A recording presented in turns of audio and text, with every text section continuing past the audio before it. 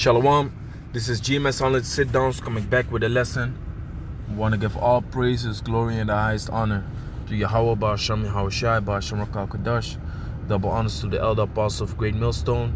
Peace and salutations to the elect out there that's spreading this word, this sincerity, and the truth all over the four corners of the earth.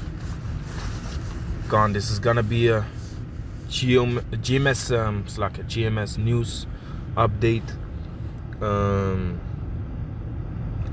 You see the article right in front of you, RT News.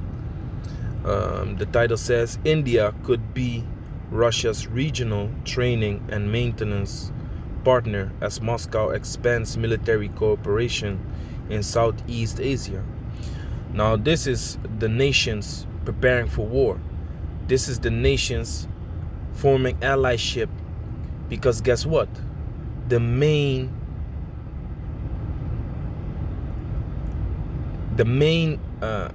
objective of a world war is to have great allies. In the beginning of a world war, allyships are being made. Which country is gonna back up which country? You know, you've seen that in World War I and World War II. Allies were being made. So the same thing with this upcoming World War III. Allies are being made, and of course, as always, this is biblical prophecy. Why is it biblical prophecy? Because it speaks about Gog and Magog, you know, teaming up with Persia, man. Now, these people from India are the modern day Persians. They are Elam, which Elam are the Persians. So you have Iran, which are the Persians. You have India, which are the Persians, the Elamites. You see? So that's biblical prophecy, man. So it says, despite Western claims that the freezing of military contacts with NATO would lead to international isolation, Russia signed deals on military cooperations with 39 countries in 5 years. And India could be a main beneficiary.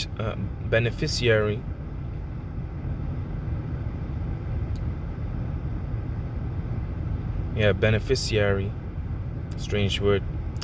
Russia Deputy Minister of Defense Alexander Fomin announced recently that cooperation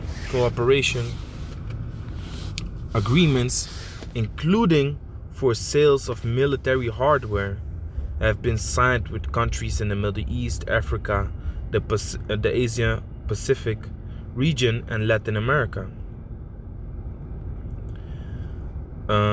Yet the agreements in Southeast Asia have the potential to be particularly beneficial to Russia, as they offer fresh opportunities for collaboration with India, a long-time buyer of Soviet and laterally Russian military equipment, which may offer training and maintenance services in the region for Russia-made systems. So guess what? Russia came out with the nuclear missiles, Satan II, hypersonic missiles. So all these things can be traded back and forth, man. You know, when an allyship like this is made, you know, a lot of weapons are being basically tossed to and fro, man. You know, and not in a bad sense, because this is all going towards World War III, which is the end of this wicked society, you know, following with the coming of Yahushai and making war with these nations. So it says, Fomin said countries often prefer to deal with Russia due to its record of not imposing damage sanctions on its international partners. The strengthening authority of the Russian armed forces is confirmed by the increasing number of visits to our country by defense ministers of other countries, he said. So guess what you see here? India seeks to strengthen relationships with Iran and Russia as US-made chaos threatens New Delhi. You see? So America's bugging out, man. America's like, no, you can't do that. Because why? They are in fear, man. They are unfair. America, which was once this so-called great country with this strong military force, is now basically scared shitless, man. Where are they scared? Why are they scared shitless? Because the scripture speaks about let the weak say I'm strong. So the weak are about to say that they are strong. Because of what? Nuclear capability. So this is happening, and guess what you see here? Turkey is a perfect example. State debt warns India nobody has special protection from the US sanctions for S-400 deals with Russia. Now, if we look up S-400 missile system, the S-400 Triumph, previously known as the S-300 PMU-3, is an anti-aircraft weapon system developed in the 1990s by Russian Almaz Central Design of Bureau as an upgrade of the S-300 family.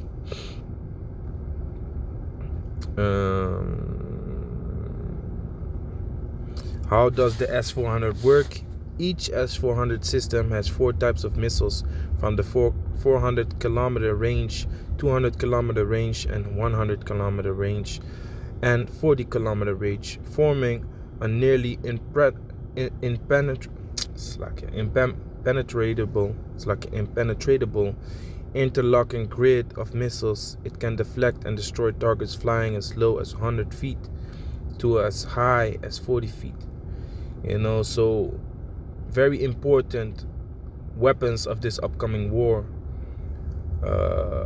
are in the hands of Russia, which Russia is gonna put in the hands of its allies, of course, due to a certain price. So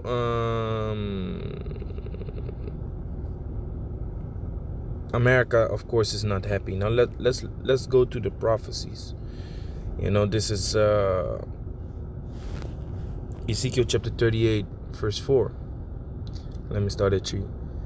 And say, thus said Yahweh the Most High, behold, I am against thee, O Gog, the chief prince of Meshech and Tubal, and I will, which Gog and Magog is what? Russia, the land of Russia.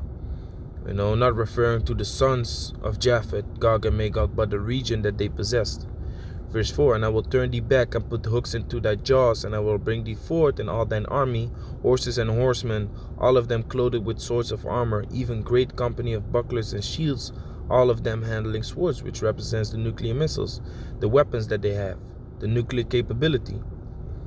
Persia, Ethiopia, and Libya with them, all of them with shield and helmet. You see, so Persia is what? Let's look up the word Persia.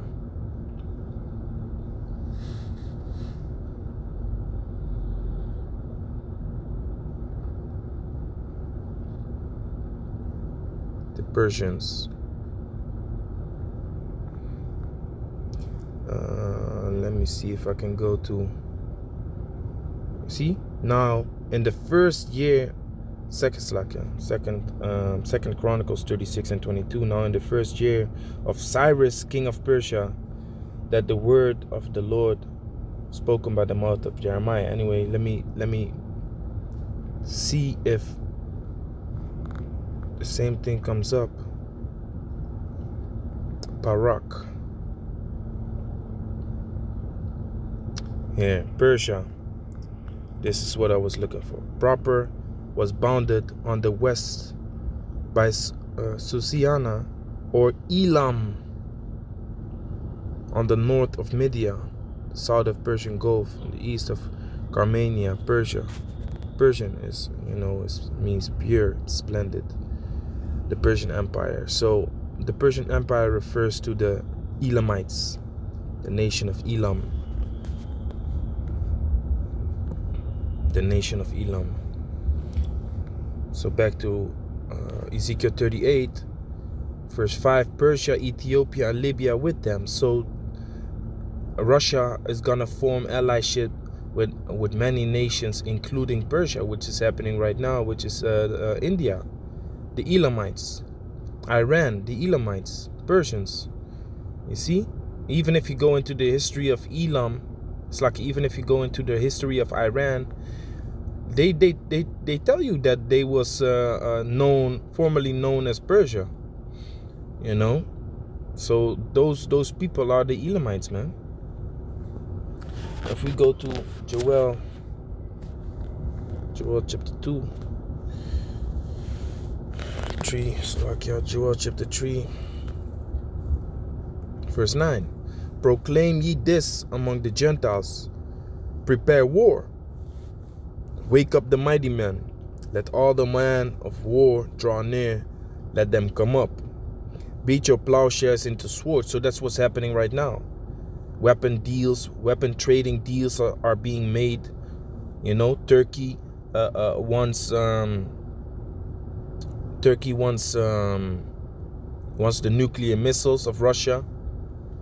Then you got Iran busy making new nuclear missiles, creating new kinds of nuclear missiles because they say the hell with your nuclear deal. That's what they say to America. You know, so they are doing that, man. They are beating their plowshares into swords. Verse 10, beat your plowshares into swords and your pruning hooks into spears. Let the weak say, I am strong. So the weak is about to say that they are strong because of what? Nuclear capability. Nuclear capability, man. Assemble yourselves and come, all ye heathen, and gather yourselves together round about. Thither cause thy mighty ones to come down, O Yahweh. Now if we look up the word assemble, the Hebrew word for assemble is I wash, meaning to lend aid, come to help, hasten, to gather together. Let me see. To gather together, assemble, to make haste. So they are assembling each other, man. They're coming together. They're joining. They are providing aid unto each other, which the thing that you do when you form an allyship is providing aid unto each other, man. That's exactly what they are doing, providing aid unto each other. So yeah, man, that's what's going on, man. It's a lot of prophecies is coming to pass. 2020 year of prophecy.